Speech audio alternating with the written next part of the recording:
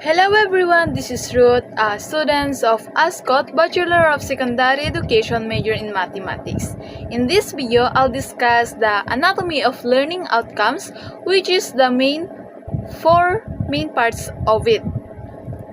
Now let's see the learning objectives.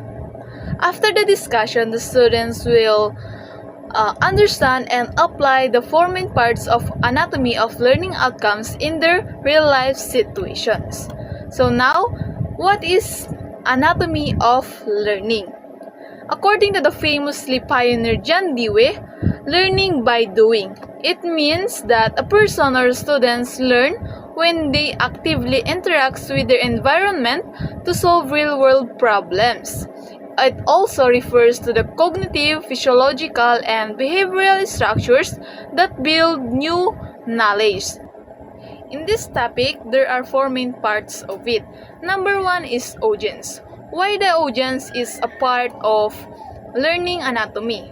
It because that the learners or the students is the one who must demonstrate or do the new activity after the discussions or lectures that will be given by the teachers.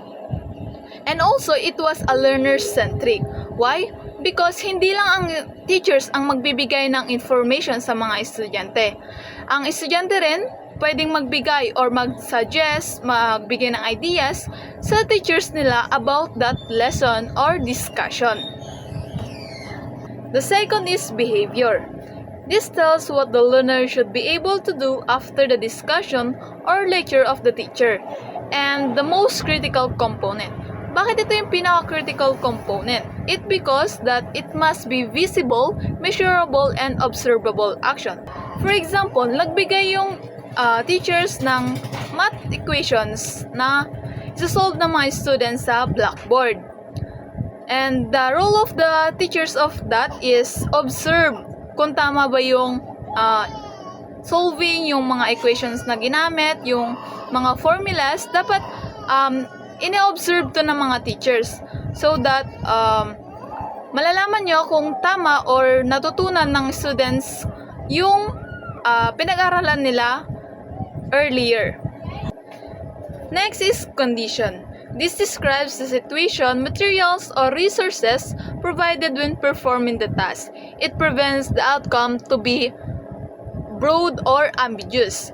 And also, it encourages the teachers to be specific. For example is, nagbigay yung isang teachers ng instructions sa kanyang mga estudyante. Ang sinabi niya is, students will be able to analyze. Analyze of what? Is it a table, numbers, diagrams? So, hindi malinaw yung binigay niyang instructions, which is no conditions or context. But, with the conditions or context, mas maiintindihan ng mga estudyante kung ano yung gustong ipagawa ng teachers. For example, students will be able to analyze this table. So, mayroong concrete or specific na pinapagawa yung teachers sa kanila. So, with that, they can easily understand and it's not too broad but specific. Then the last one is degree. In this states, it explains how well the learner should perform or the expected level of achievement. It sets the standards for grading and tells the students exactly what success looks like. It can be measurably by accuracy, time, or specific conditions. For example, by accuracy, students solve the math problems with 2 wrong solutions. So, na-solve nila yung binigay na problem ng teachers, nadadalawa lang yung mali nila. So, may accuracy. And by time, dito makikita ng teachers kung gaano katagal or kabilis na i-solve ng isang estudyante yung math problems na binigay ng teachers nila. For example is, within 10 minutes, the 5 math equations are done. So, mabilis. Within 10 minutes is tapos na nila. Then, by specific conditions, dito, nagbibigay ang teachers ng specific conditions. For example is, they can only use a scientific calculator only in solving this math equation. So, dito malalaman and masusubok kung kaya ba na talaga nilang gawin na isolve yung equations na yon. Now, there are two formats of learning outcomes. The first is C plus A plus B and D, which is C is the condition, A is the audience, B is the behavior, and D is the degree. For example, after analyzing the table, students will be able to solve the math problems within 10 minutes. So, nauna yung conditions which is analyzing the table. Tapos, sumunod yung students, which is the audience, then behavior, and last natin yung degree. The second format is A plus B plus D and C.